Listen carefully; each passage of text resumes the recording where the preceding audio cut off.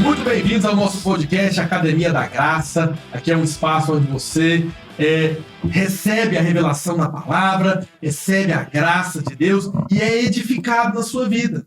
É isso mesmo. Então, aperte os cintos, respire fundo e receba a graça do Senhor nesse dia, meu querido irmão, minha querida irmã.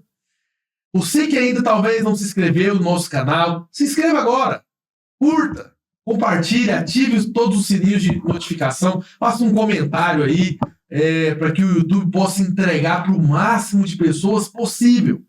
E você que conhece alguém que precisa receber essa palavra da graça, compartilhe também esse canal com todos que você puder. Não se esqueça disso. Seja instrumento de Deus para compartilhar a graça.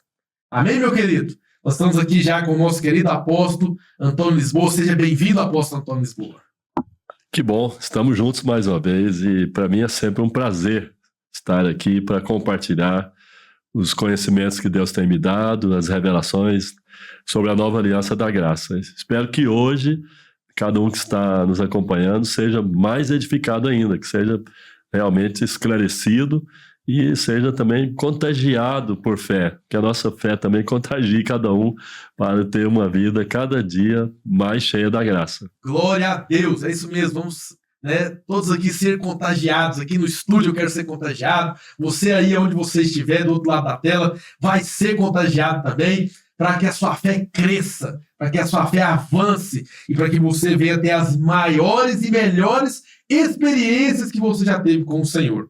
Amém? Então, sem mais delongas, vamos começar então as nossas perguntas e vamos para a primeira pergunta, que é a seguinte: por que o sangue de Jesus é poderoso em nosso favor diante do Pai? Que pergunta poderosa. Então, é interessante, né? Se você reparar bem na Bíblia, existe um rio escarlate, um rio vermelho, que percorre toda a Bíblia, começando lá em Gênesis capítulo 3, quando Deus matou ali o cordeiro para cobrir Adão e Eva, né, com as peles ensanguentadas, para redimi-los, né, para cobri-los, né, com sangue e com a sua graça, né, e vai seguindo através dos sacrifícios diversos ali no Velho Testamento, né, antes da lei, durante a lei, até o final de Apocalipse. Você vê lá que já praticamente no final de Apocalipse, você vê a figura de Jesus com um manto manchado de sangue. Então me chama a atenção, né, que o sangue é um elemento realmente importante para Deus. Né? Deus criou o sangue e colocou nele a vida. Então o sangue de Jesus é poderosíssimo diante de Deus, porque é a própria vida de Jesus que foi dada. Glória a Deus. Foi oferecida por nós ali na cruz do Calvário.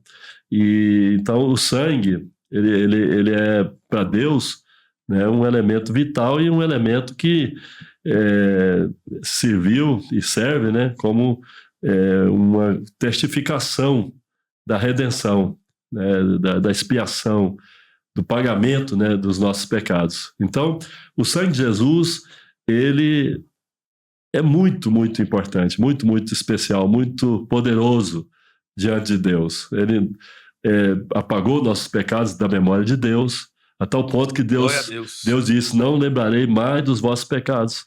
Por que Deus não se lembra dos nossos pecados? Porque o sangue de Jesus apagou nossos pecados. O sangue foi a moeda que pagou nossos pecados e pagou pelas bênçãos, para que as bênçãos do Pai nos fossem dadas graciosamente. Glória o sangue de Jesus, ele repele o mal.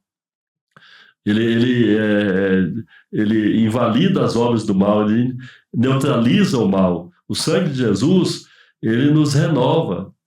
O sangue de Jesus é um elemento de cura, um elemento de purificação. Então, o sangue de Jesus é, de fato, muito poderoso. Se você estudar com atenção a Bíblia, você vai ver que lá no livro de Hebreus, fala que quando Jesus entrou no santuário celestial, quando ele entrou no tabernáculo celestial, ele levou seu sangue. Eu fico pensando, o sangue de Jesus, o sangue que saiu do corpo dele, saiu do seu corpo, ele foi derramado em vários momentos, né? Lá no Getsemane, né? Quando Jesus recebeu uma coroa de espinhos, né? Saiu o sangue dele. Quando ele foi esbofeteado pelos soldados romanos, sangue saiu dele. Quando ele foi chicoteado, né? Com 39 chibatadas lá por um carrasco, a mando de Roma, né? O sangue saiu dele, né? Alguém descreve, alguém que conhece da história, né, que sabe o que aconteceu ali, descreve que quando Jesus recebeu a 39ª chibatada, ele estava pura ferida, ele estava só sangue, só se via sangue escorrendo, já não se via mais a face dele, já não se via mais os olhos, já não se via mais as peles dele, estava totalmente ali sangue. E aquilo foi feito, né? A palavra diz que ao Pai agradou-se moê-lo. Eu já expliquei isso aqui, mas vou voltar a explicar. Por que o Pai agradou moer Jesus? Porque era toda a indignação, toda a ira santa de Deus contra todos os pecados da humanidade, desde o pecado de Adão até o último pecado que alguém vai cometer antes que Jesus volte aqui à Terra, antes do juízo. Então, todos os pecados, né, foram colocados em Jesus. Jesus se tornou ali uma bola de pecados e Deus o chamou de o pecado. Jesus se tornou o pecado para que nós nos tornássemos a justiça de Deus. Então, ali então Deus olhou para ele como o pecado e colocou toda a sua ira, despejou, né? Esvaziou-se de toda a sua ira ali sobre ele, lançou sobre ele toda a sua ira. Então, naquele momento ali, o sangue de Jesus se tornou a nossa redenção. Agora, quando Jesus entrou no céu, né, todo esse sangue que saiu do corpo dele, porque até a última gota de sangue que havia nele saiu. Por que tinha que sair até a última gota de sangue do corpo dele? Porque não poderia deixar nada para pagar depois. Deus não ia dar desconto. A obra da redenção tinha que ser paga de maneira plena, não poderia deixar uma gota de sangue. E a moeda para pagar a nossa redenção é o sangue. Todo o sangue de Jesus. Aleluia. Por isso que todo o sangue de Jesus foi derramado do seu corpo. Quando ele lá na cruz expirou, e depois dele falar está consumado, já não tinha mais nenhuma gota de sangue. Então, ali, naquele momento, Jesus era só vamos dizer assim, um pedaço de gente ali, sem sangue, né, que morreu em nosso lugar. E quando ele entrou no santuário do céu, levou seu sangue. Então eu fico pensando, com certeza anjos vieram ali com um cálice celestial para colher o sangue. Aleluia. Durante todo aquele tempo que ele passou ali em martírio, né? E depois Jesus foi, como sumo sacerdote, nosso sumo sacerdote, entrou no Santo dos Santos do céu, do tabernáculo celestial, com aquela taça, com todo o sangue dele.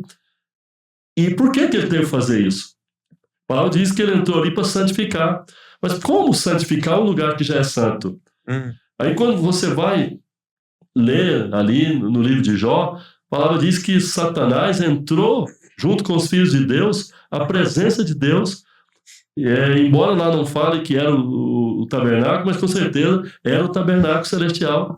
E por que Satanás entrou no tabernáculo celestial junto com os filhos de Deus, os anjos eleitos?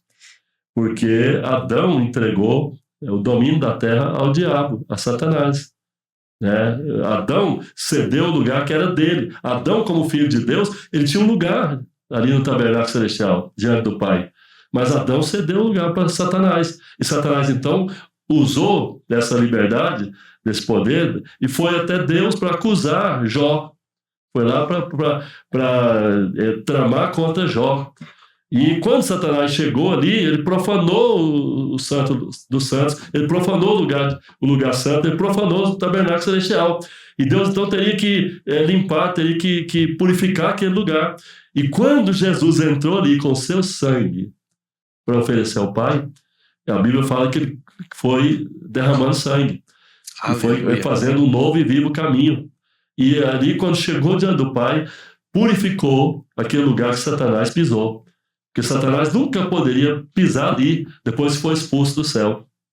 Então, o sangue de Jesus é tão poderoso que limpou o céu de todo fedor do diabo. Glória a Deus, aleluia, que maravilha, foi poderosamente edificado para mim. Na verdade, o podcast já podia encerrar agora, com essa revelação maravilhosa, com essa palavra aqui, apóstolo. Confesso a vocês que estão aí do outro lado aí que eu arrepiei aqui agora.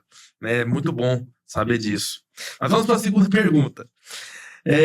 O que significa viver, apóstolo, sobre a expiação do sangue de Jesus? Então, Adão recebeu ali no Éden a cobertura das peles ensanguentadas do cordeiro, e aquilo ali era uma provisão que não era definitiva. Aquilo foi feito de geração em geração. Você vê, como eu falei, né, que em todo o Velho Testamento encontramos pessoas fazendo sacrifícios, oferecendo um animal, oferecendo um cordeiro a Deus com derramamento de sangue para remissão de pecados. Deus cobre os pecados dos homens para não destruí-los. Porque se Deus não cobre com sangue os pecados da humanidade, ele tem que destruí-la rapidamente. Então, durante todo aquele tempo da velha aliança, Deus foi longânimo por causa do sangue. O sangue derramado para cobrir os pecados. Agora, é interessante que o sangue dos animais não podia apagar os pecados, só podia cobrir os pecados. Agora, na nova aliança, Paulo diz que nós fomos vestidos com Jesus, com a justiça dele e, consequentemente, vestidos com o sangue dele. Aleluia! Então, nós hoje temos a roupa do sangue. E com o sangue de Jesus sobre nós temos a garantia de que os nossos pecados nunca mais serão levados em conta, que Deus não vai nos castigar jamais. Deus não vai nos castigar jamais. Alguém diz, mas tem o tribunal de Cristo, tem isso, tem aquilo. Nunca pense num juízo para castigo de pecados. Deus não vai castigar pecados. Deus pode até sim levar em conta a graça dele que nós recebemos para exercer a justiça dele em uma obra que o glorifica, para realmente contribuir na expansão do seu reino. Deus pode, não tenho dúvida que Deus vai recompensar cada um, né, que usou a fé de maneira apropriada, que confiou na cruz, na graça, e que pôde exercer as obras que estavam destinadas antes da fundação do mundo para que eles pudessem fazer aqui, né? Então eu acredito sim que Deus vai recompensar por graça também. Nada é por nosso mérito, tudo é pelos méritos do Senhor e por graça, né? Mas fato é que Deus não vai nos castigar, né? A palavra diz que o castigo foi lançado sobre Jesus, né? Toda a sentença dos nossos pecados Deus executou em Jesus. Não tem que executar nenhuma sentença contra nós. Porque você sabe que até mesmo na justiça dos homens, quando um réu é condenado e ele cumpre a pena dele, uma vez cumprida a pena, ele está livre e nunca mais vai cumprir aquela pena, porque foi absolvido, pagou a pena. Né? Nós não poderíamos pagar as penalidades dos nossos pecados. Por toda a eternidade, jamais poderíamos pagar.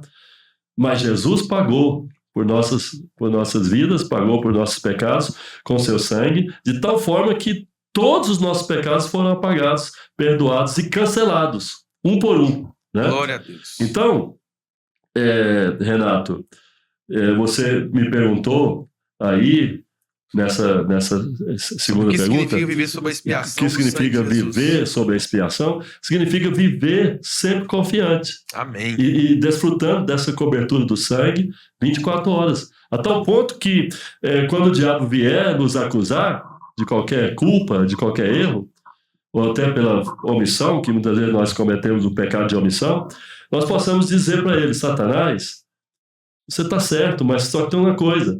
Você me acusa que eu erro, que eu peco, mas tem uma coisa, você tem que levar em conta que tem um sangue que clama por mim, tem um sangue diante do Pai, e tem um sangue que me cobre, que me dá a expiação, que é a segurança de que eu estou para sempre perdoado, que os meus pecados foram pagos e apagados, e portanto não tem condenação sobre mim, nenhuma condenação há mais para mim. Glória a Deus. Então você pode me acusar o dia inteiro, Satanás, E eu até vou dizer para você uma coisa: o sangue de Jesus está sobre mim, inclusive para repelir você. E não fique conversando muito aqui, não. Sai logo da minha presença. Amém. Eu te expulso aqui pelo poder do sangue. Amém. Então, nós temos essa autoridade. Então, viver sempre, né, debaixo da expiação, sempre confiante na expiação, é isso aí. Você está sempre confiante no sangue, que você está seguro, que você está coberto, e nunca mais você será condenado por nada. Glória a Deus, vamos pôr tudo em nome de Jesus. Mas, apóstolo, nos explica aqui como que Satanás usa acusações na mente de um cristão para prejudicá-lo, impedi-lo de desfrutar das bênçãos de Deus. Satanás é um enganador, é um embusteiro, né? Ele às vezes até ele fala a verdade, mas com uma intenção de nos enganar também, né? Nunca ele vai falar uma verdade para nos edificar, ele vai falar sempre para nos enganar. Como assim? Alguém pode perguntar. Às vezes o inimigo vem e nos convence: olha, você não está acertando o passo porque você não está fazendo a vontade de Deus. Isso é verdade? É verdade, só que tem um detalhe: eu não posso aceitar a acusação dele e nem condenação, porque eu não estou fazendo a vontade de Deus. Porque mesmo quando eu não estou fazendo a vontade de Deus, eu não caio debaixo de condenação, eu não fico sendo julgado, eu vou ser julgado por isso, não.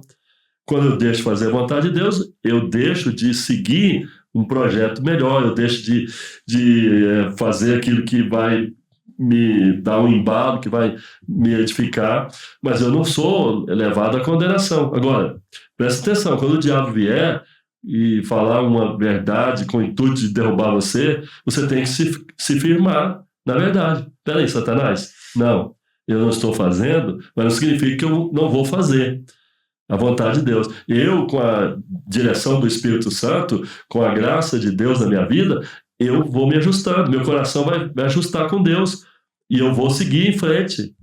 E enquanto eu não faço a vontade de Deus, eu não estou nas suas mãos, eu continuo nas mãos de Deus. Amém. E eu acredito que pela direção do Espírito, pela graça que me é dada, pelo poder do sangue, eu vou sendo redimido e vou sendo levado a frutificar, a dar os frutos que Deus quer de mim pelo próprio Espírito Santo, porque não vem de mim, vem dele.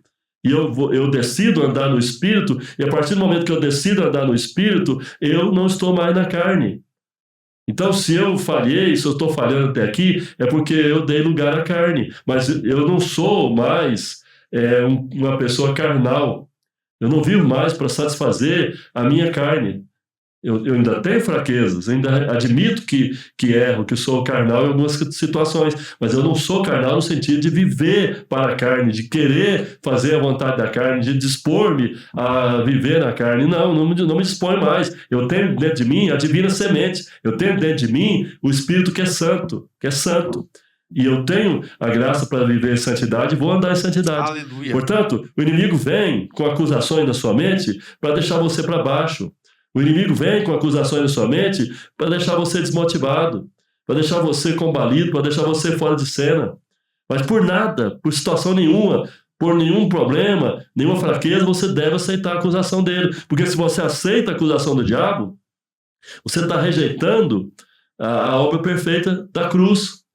Porque pela obra perfeita da cruz, você foi feito nova criação, você tem uma nova identidade, você é justo em Cristo, você é santo em Cristo, você tem na sua conta a transferência de todos os méritos do Senhor, toda a justiça dele, portanto você não tem que aceitar viver como um miserável pecador.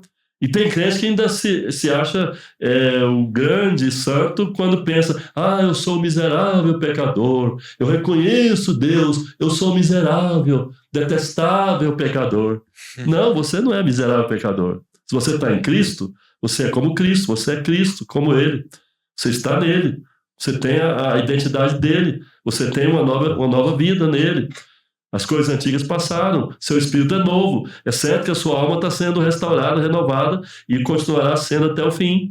Mas você não deve se ver no nível da carne, no nível de Adão caído, mas no nível de redimido, no nível de alguém que já foi transformado, alguém que tem uma vida nova. É aí que você tem que se ver. Portanto, se você aceitar a acusação do inimigo na mente, isso vai ser arrasador, vai ser destrutivo. Isso vai ser devastador para a sua vida espiritual. Não aceita. Em todo momento se firma na palavra. Diz, Satanás, eu não aceito acusação. Amém. Eu não aceito condenação, porque não há condenação para mim. Eu estou justificado para sempre. E como justo em Cristo, eu tenho paz com Deus. Glória a Deus. Eu estou firmado na palavra, em nome de Jesus. Apóstolo, vamos para a próxima pergunta, então, que é a seguinte. De que maneira a inimizade entre nós e Deus foi desfeita pelo sangue de Jesus? Então, havia sim uma inimizade entre nós e Deus, né? Porque no mundo, no pecado, vivendo sem cumprir o que Deus deseja, sem sujeitar a vontade soberana dele, sem estar direcionado pelo Espírito Santo, nós estávamos vivendo no pecado, vivendo como a nossa mente queria, nosso coração queria, conforme o nosso ego, né? Então, vivendo no pecado, o homem está em inimizade contra Deus, porque a palavra de Deus é clara, né? Que a amizade com o mundo, a amizade com a vida pecaminosa, ou seja, o prazer no pecado, nos torna inimigos de Deus. Por que inimigos de Deus? Porque Deus não quer nos dar a mão, não quer nos compreender.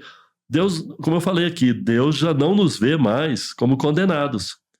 Deus não vê o mundo mais como condenado. Deus não vê os pecadores lá fora, perdidos, como aqueles que são irremediáveis, que não tem solução para eles. Tem solução para todos, tem salvação. A salvação foi para todos, né? A salvação foi para todos. Eu sei que alguns calvinistas vão dizer, não, a salvação não foi para todos. Isso aí vai com certeza, né, cabe aqui uma ponderação, um estudo mais profundo. Eu não vou entrar nisso aqui agora. Mas o que eu quero dizer é que a salvação foi para todos. Por que eu falo que foi para todos? Deus amou o mundo de tal maneira que deu seu Filho único para que todo aquele que nele crê não pereça, mas tenha vida eterna. E Deus deu seu Filho pelo mundo. Que mundo? O mundo perdido, as pessoas perdidas. Né? Então Deus entregou Jesus por todos. Nenhum pecador vai poder chegar diante de Deus e falar assim, Deus, o Senhor pagou lá, Jesus pagou lá o preço pela minha salvação, mas o Senhor não quis levar isso em conta. Não, Deus levou em conta. Né? Como eu já li aqui, nós já lemos aqui, 2 Coríntios 5, 21, lá na cruz, Deus reconciliou consigo o mundo. Aleluia. Né? Mas aqueles que não se reconciliarem acreditando nisso, crendo nisso, estarão condenados. Mas estarão condenados por quê? Porque rejeitaram a oferta, rejeitaram a redenção, rejeitaram o Salvador. Rejeitar o Salvador significa rejeitar a salvação. Então, é isso. Agora, havia uma inimizade? Sim, Paulo diz que quando Jesus Cristo cumpriu a justiça de Deus, quando ele foi sentenciado por nós na cruz, quando ele morreu por nós e pagou a nossa salvação com seu sangue, derrubou a parede de separação, quebrou a inimizade, acabou com a inimizade que havia entre o Pai e nós, entre Deus e a humanidade. Deus não é inimigo da humanidade. Sim. Deus não tem prazer na destruição do pecador, em condenar o pecador. Agora, alguns serão condenados, e serão condenados porque não receberam, como eu falei, né, a justiça de Deus, a salvação, a redenção e o Salvador. Então, por isso são condenados. Mas Jesus, por meio do seu sangue, quebrou a inimizade. Aleluia. Acabou com a parede da separação. Glória e agora, né, a palavra diz que depois que Jesus entregou seu Espírito ao Pai, o véu do templo lá rasgou de alto a baixo. Por que rasgou de alto a baixo? Porque foi Deus que rasgou o véu. Foi Deus que disse, eu não quero separação. Agora eu vou acabar com a separação. Eu vou sair fora desse sistema religioso aqui da velha aliança. Vou acabar com a velha aliança, começar a nova aliança. Eu vou para junto dos homens. Eu vou entrar nos homens agora. Quem crê em Jesus Cristo vai ter a minha presença. Eu estarei com ele para sempre. Glória a Deus. Entendeu? Então Deus, ele não tem mais reserva, não tem mais razão de estar separado dos homens. A única razão, o único motivo que ainda está levando alguns a estarem longe de Deus é a falta de crer. né, no sacrifício perfeito. Se você crê no sacrifício perfeito que foi feito por sua vida, você imediatamente e instantaneamente se torna um com Deus, um com Jesus, com o Espírito Santo, e a sua vida é redimida para sempre. Glória a Deus. Então o problema é só nosso, né, apóstolo? Deus já resolveu tudo. O problema está no homem, está na dureza do coração, na ignorância, né, na falta de se curvar, de reconhecer, né, que já está salvo, que só precisa crer, se arrepender, ou seja, mudar a sua mentalidade em relação a Deus, passar a ouvir a palavra, seguir a palavra de Deus, né, seguir o Espírito Santo. É isso que falta. Sim. Após, para finalizar aqui esse bloco, a pergunta é a seguinte: nós podemos crer no milagre pelo sangue de Jesus? Excelente pergunta. O sangue de Jesus, eu tenho ele como um código de acesso aos milagres de Deus. Aleluia. Quando você crê no poder do sangue, porque, veja bem, o preço pago por Jesus foi amplo, né? Ele pensou em tudo. Sabe por que Jesus passou por um sofrimento além do que era previsto pelas leis romanas? Porque, veja bem, quando Jesus estava diante de Pilatos, você me perguntou agora há pouco sobre a questão da substituição, né? Sim. Talvez até eu não aprofundei naquela hora, mas veja bem, Jesus nos substituiu na cruz, né? E como eu falei aqui, houve uma troca lá no Calvário, né? Então, porque ele se tornou fraco, nós nos tornamos fortes. Porque ele se tornou pecado, nós nos tornamos justiça de Deus. Porque ele foi rejeitado, nós fomos aceitos pelo Pai. Porque ele se esvaziou, nós agora somos cheios de Deus. E porque ele se tornou doente, nós nos tornamos saudáveis, sadios. Então nós podemos crer sim em milagres, podemos e devemos crer na redenção completa da nossa vida, espírito, alma e corpo. Podemos crer na cura do nosso corpo. Podemos crer também que o sangue de Jesus é proteção diante dos ataques do inimigo. Ele libera poder sobrenatural sobre nós. E voltando a falar sobre por que Jesus recebeu 39 chibatadas e ele não precisava receber, vou explicar isso aqui. Porque diante de Pilatos, né, ele podia fazer uma defesa de si mesmo. Era uma concessão da justiça romana ao réu, diante ali do imperador, fazer sua defesa. Se ele fizesse a sua defesa, né, ele ficaria liberado de sofrer 39 chibatadas, de ser açoitado. Os açoites eram dados para quem não tinha nada a falar. Então Jesus não falou nada diante de Pilatos. A palavra diz que ele se calou. E porque ele se calou, hoje nós podemos levantar nossa voz e declarar nossa fé no sangue. Glória e declarar que o diabo está derrotado. Aleluia. E declarar que toda maldição está vencida e que toda bênção está liberada do céu para nós. Então, Jesus fez questão de sofrer 39 chibatadas. 39 açoites na sua vida. Por que ele recebeu? Porque em cada açoite surgiu ali no corpo dele uma chaga, uma ferida aberta. E cada ferida aberta fez com que o sangue saísse. Lembra que eu falei aqui que teve que oferecer todo o sangue dele, sim, até a última gota do sangue dele? Então, naquelas chibatadas, ele ofereceu o sangue dele e com propósito, porque Isaías fala que naqueles momentos ali, que ele estava sendo açoitado, estava sendo surrado, e as feridas foram aparecendo, e o sangue foi jorrando do corpo dele. À medida que o sangue foi jorrando, as enfermidades da humanidade foram colocadas ali, foram tiradas pelo sangue. Ele foi recebendo as enfermidades e o sangue dele foi limpando. O sangue dele foi levando, aleluia, o sangue dele foi desfazendo glória as doenças da humanidade. Um estudioso disse que existem 39 categorias de doenças na Terra, na humanidade. E Jesus sofreu 39 chibatadas. Olha só, cada uma para uma doença. Uma categoria de doenças. Categoria de doenças. E então, veja bem, ele pagou esse preço. E foi o seu sangue a moeda para pagar esse preço. Então, mais uma vez eu vou dizer, né? Jesus merece que eu e você tenhamos saúde, porque ele sofreu, ele pagou o preço para que eu e você fôssemos curados, para que eu e você recebêssemos o poder do sangue, para que eu e você recebêssemos proteção do sangue, para que eu e você recebêssemos purificação pelo sangue, para que eu e você recebêssemos a garantia de que estamos salvos para sempre, porque o sangue de Jesus, que clama mais alto do que o sangue de Abel, está diante do Pai, dizendo, clamando, eles que estão crendo em nós estão perdoados para sempre. O sangue está clamando, dizendo ao Pai, a justiça do Senhor foi feita, a justiça foi atendida, portanto, eles estão perdoados. Os nossos seguidores, nossos filhos, discípulos, estão livres de toda condenação. O sangue de Abel clama por vingança, e o sangue de Jesus clama pelo perdão, aleluia, pela justificação, pela absolvição de todos os pecadores.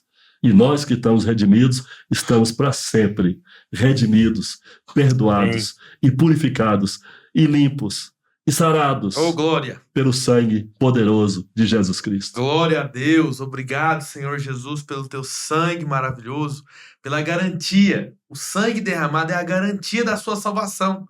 Fala isso para todas as pessoas que você conhece. Jesus já pagou todo o preço. Basta você crer agora e tomar posse dessa grande verdade, né, que o apóstolo Antônio Lisboa colocou muito bem. Então, com essas palavras, nós queremos aqui encerrar mais um bloco da nossa Academia da Graça, do nosso podcast. Você que ainda não se inscreveu, se inscreva no canal, curta aí, comente, faça comentários, para que o YouTube venha entregar para o máximo de pessoas possível. Compartilhe com outras pessoas que precisam ser edificadas. Nós louvamos a Deus pela vida do nosso querido apóstolo Antônio Lisboa, louvamos a Deus pela sua vida. Continue conosco, continue nos acompanhando e não perca a próxima semana, viu? Exatamente. Eu quero também dizer que nós estamos no Instagram, tá? Apantônio, né? AP Antônio Lisboa. Estamos lá, né, no Instagram, no Facebook, no TikTok. Então você nos acompanha. Sempre tem uma mensagem ali diária, né, uma reflexão, uma palavra de fé para encorajar você a crer na graça e usufruir dessa graça maravilhosa. Aleluia. Então, semana que vem, nós vamos estar falando sobre a Santa Ceia.